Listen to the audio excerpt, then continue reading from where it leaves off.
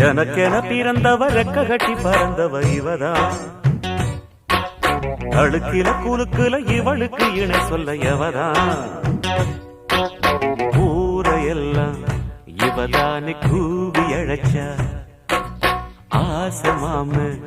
இவன் தான் பாட்டு படிச்சா எம்மாடியோ